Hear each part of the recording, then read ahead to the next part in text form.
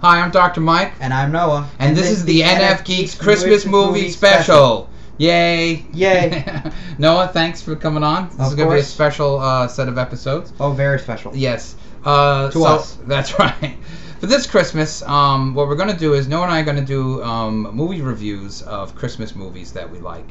Although these aren't really Christmas movies, so we're not going to be doing Scrooge or Elf or any of those movies. They're special movies. They're special movies. They're special Christmas. Well, you'll get the theme after we do. Well, we could say it straight up. These are movies that are taking place during Christmas, right? But they're not about Christmas. Yes, they're taking place during them. That's right. So therefore, there's some sort of Christmas meaning, maybe indirectly, or we could just think about that. So these are our Christmas movies. So we're going to have a few of these episodes, and for this review, we're going to be doing the king of them all. The king of these types of movies. That's right. We're going to start off with going strong. Yes, and that is Die Hard. We're going with the great Christmas movie. The original. Yes, Die Hard, the first Die Hard. Starring when Bruce Willis had hair. That's right. So it stars Bruce Willis, and who else does it star? Alan Rickman. Alan Rickman. That's right. It's as the villain Hans Gruber. That's right. It's Hans Gruber. So Noah, let me start off by saying that when I first saw the commercial on TV for Die Hard back in the 80s, okay, in the before time, I thought this movie was going to be stupid. In fact, the scene that I saw, I can tell, like, just from random, if you were just throwing random scenes from this, you could totally think, okay, this is so dumb. That's right. And actually, the scene that I thought was dumb was the most famous scene in the movie, is when he is flying, off the building side with the hose, with the fire hose. Like, that was in the commercial, and I thought, oh, that's ridiculous. And I was about your age, maybe. And but then I saw it on cable TV, and I loved it. It was fun. It was silly. It was totally enjoyable. It's not anything spectacular. It's not brilliant, but okay. But was it stupid? Was it still? Here's what I guess I'm asking. Did the commercial you originally saw for it do it justice or undermine it? I guess it undermined it a little bit. Maybe because with the voiceover. Things like that. Is it like one of those epic voiceovers, like, Yeah, something like that, maybe. Because all the scenes that ended up in the movie, that you actually see in the movie, are pretty entertaining, even if they're absurd. The hose scene is absurd, but, Right. So what did you think about it, Noah? This is your first time seeing it? No, well, I did see it once before. The time from this time when we recently watched it. Okay. Again, first time. Again, very entertaining. You get a bit taken aback at some parts, and at other parts you're like, oh my god, this is so actiony. But weirdly enough, again, unlike a ton of its sequels and other movies that try to copy it, if there are any, it builds well. Like, you want to keep watching it. Like, yeah, it's really actiony and kind of dumb, but, like, you're into it. You get into it. Oh yeah, you want to see it through. Right. You want to see it all the way through. How this is all gonna unfold. You're in. Right. You're in for the ride. You want to see the end. Yes. One thing we talked about this, we were watching it, is that this is another movie that's kind of poisoned by 9/11. Because you can't watch it now without thinking about 9/11, even though it's not really a terrorist attack, it's a heist. Nor is it in New York. Right, but still, a terrorist is a building, it's blowing up. Right, like that, like you just mentioned any one of those few words and like immediately, like you're already depressed. Yeah, it's almost like it's ruined. And the funny thing, too, is that, in the 80s, the idea of terrorists taking over a building, blowing out a floor, whatever, that would have been a huge terrorist attack. You know, enormous. I mean, it seems minor now. Like, it doesn't even seem like something the FBI would be involved in. Right. You know? Because, like, honestly, like, we kind of did experience, like, the biggest one, kind of. Yes. But there was no John McClane. No. Well, now, what do you think of him, like, as a hero? What were your impressions of him? Not a bad hero. You are rooting for him, and there are times where you feel bad or feel for him. So, like, definitely not a bad hero. Very resourceful, again, like, obviously, based on what he goes through. But he's a good movie hero. Yeah, at least in this movie he is, certainly. Yes. Yeah. And he is known for it, you know, being in this. And of course, Alan Rickman is known for being one of his favorite, crowd favorite roles as antagonist. You know what I mean? People love Hans. He's the ultimate bad guy. There's nothing to like about him except that he's slick. Like, everything you like about him is still bad things. And even in a way, that's tainted too, because I believe Harry Potter was bigger. So now, like, everybody who watches this is gonna go, "Oh my God, it's Professor Snape!" Yeah, that's right. Or at least people of my gen. Right. See, I had the opposite. I went, "Oh, that's Hans. That's Hans Gruber." You know. All right, let's talk about some Myers-Briggs stuff in here, because I had a funny NF moment during it, and that I'm going to talk about now. Like your original viewing, like way back, or now? This recent one. This time when you and I watched it. Okay. This recent time. Is that okay? How NF am I? How NF am I? I'm having an empathic meltdown over characters that aren't even on screen. Like, I'm having feelings. Okay, I'm having feelings for Mr. Takagi's 5 kids. Oh.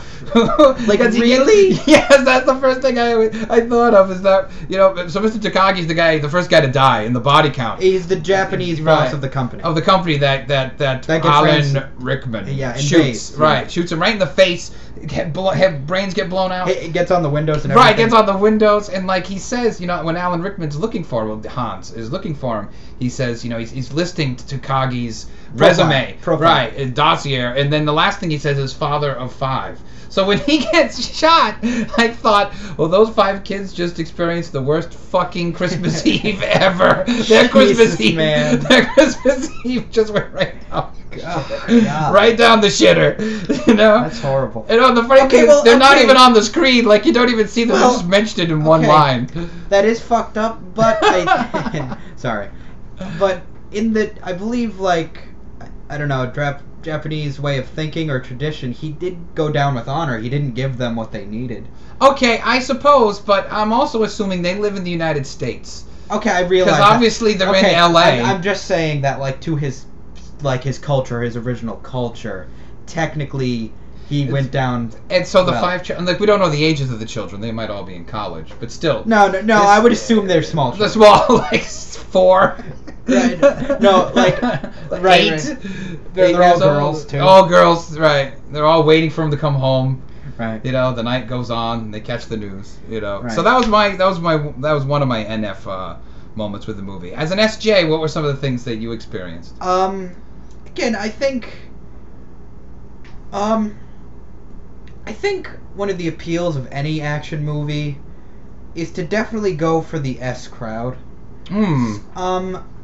So, like, for the action, because the SPs want to see the action because it's cool, it's amazing, you know, I could do that. Right, jumping around. SJs want to watch the action because they want the guy they deem bad to get that being shot. So, like, my favorite scenes are, like, when McClane is beating the crap out of one of the terrorists, like, and all the crazy crap that goes on with that, and those get extreme and die hard. Yeah, they get more, you know, they get higher and higher. Right. Oh, God, what was one of the more extreme ones? Oh, one where he's, there's 2. One, he's under a table, and he shoots the guy up like that into his crotch. Oh, into his... And then there's another guy who's running, and he's shooting him into the legs, and his legs are getting blown away. And then he falls onto the glass. In the window and he goes through the window and then falls onto the window and dies, like the glass. Right at the same time, there's that one. Now, you're satisfied with that, the justice of... Yeah, right. That's something about, again, action movies, that, SJs are going for the action, and they want the action to be, like, to be going in one way, like, to doing justice. All right, now see, here's the NF side. What do you think I'm also worried about? He's got to save his wife. Oh, He's got to save his wife. It's his wife. She loves him. She's covering for him. Okay, yeah, I can see that, but I think I'm... But that's not as important as meting out justice. No. I get that, but my liking of the film is much more about the action than it is the love of the drama. I like the action. I like the action, you know... This is going back, maybe not to 07 being an NF. Like, I like the action because it's exciting, you know, it gets the emotional thing going. But I also like the action in Die Hard because it's ridiculous. I mean, how many rounds have they gone through? You know what I mean? Like bullets are just flying everywhere. Like hundreds of rounds. Like you know, like this terrorist group wanted this to be like a simple like heist thing, and like hearing their original plan, they were honestly, I think, going to be in and out of there in a couple of hours. But thanks to John McClane, like there's no way they bought enough clips for what happened. Yeah, exactly. There's no way they bought enough guns and clips for that to. They would have needed another like 30 guys. Right. Another truck. Right. You know, speaking. All right, so this is a good segue into. The Christmas, how this is a Christmas movie. Okay, because, can I say mine first? Oh, sure, go ahead. Okay, I believe that what this is, okay, Christmas-wise, everything that has nothing, like, okay, let's take the characters out of it, it's a completely secular Christmas. That's right. Every imagery in there is Santa, Christmas tree, like, completely secular. And as for the characters are people who are way too used to the secular Christmas, like a lot of people are today. Honestly, like, just bored with it. It's just another holiday. It's nothing big, it's nothing major, it's just another holiday.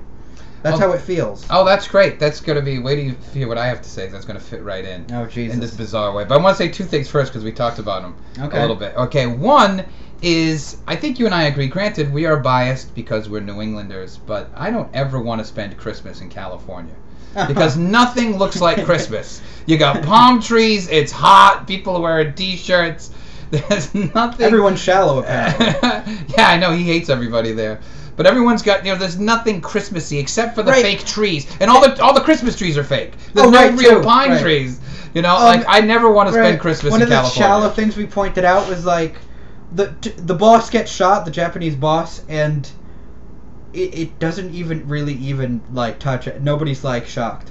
Like yeah, their response is like a little off. The wife is just, like nobody goes gasp or anything or like anything like that. The wife or like the main characters we're getting into are just like it's okay. So what are you gonna? All right. Second one is that how much of a dick is Hans Gruber to do this on Christmas Eve? Oh right. Okay. Right. Because even Al Qaeda didn't attack on Christmas Eve. Right. They attacked in the month. Yeah, after Labor Day. They waited till after Labor Day. They attacked in the month that's biggest holiday is some work free day. Labor Day. You know, like right, like as you said, like even the people who committed one of the biggest terrorist acts ever for real didn't do it on like the most beloved holiday of like existence. Right, but Hans Gruber no has no problem. Well, he is German apparently. yeah. I guess that, I know, but Christmas trees and things, a lot of that comes from Germany. Oh yeah. You know, but of all, what kind of a dick do you have to be to pick Christmas Eve? And it's not. Here's the thing: it's so selfish. It's not even a terrorist attack; it's a heist. Right. They push off as a terrorist attack. Right. And brought enough things to kill cops, to kill all these things. Right. All right. So here's the last thing I want to say in light of what you just said. I didn't know he was going to say this. What? Okay. About the secular Christmas. Yes. Now you're going to lose your mind on this one. This is like you got to get into deep NF stuff to see. Oh Jesus. Okay. All right. Watch this. Okay. You ready? Yeah. The religious side of Christmas is actually in Die Hard, but it's happening with the characters. John McClane is Jesus. And he has to save others. He's paying for the sins of others by taking on pain. He's hurt. He's wounded. Okay. He had nothing to do with it. He had nothing to do with it, but he is taking on the suffering and the pain of everyone else there, so that they can be what? They can be saved. Okay. And God. Hans Gruber looks a little satanic, and what does he want? Totally selfish. Money. That's all he wants. He's willing to get rid what of does all he his want? friends. He wants the consumer side of Christmas. Right? He just wants Jesus. money, and it's Jesus, John McClane Jesus, who comes in and thwarts them, and what happens? Everyone is saved. The only people who die are Takagi, which is sad because his 5 children have the shittiest Christmas Eve. But the other guy's Ellis. Fuck him. Coke's, doing jerk. Like obviously doing cocaine. Right, obviously doing cocaine. So John McClane is the savior of the thing. So he's Jesus. Oh God. On Christmas, yes. That's nuts. Yes. I'm sure. That's right. I'm sure. Bruce And Willis it ends will with love that. redemption with Al, the fat cop. He Redeeming himself. Redeeming himself because he accidentally shot that's the another kid. thing. That's another thing. Which may give light to some of our other movies we're gonna do.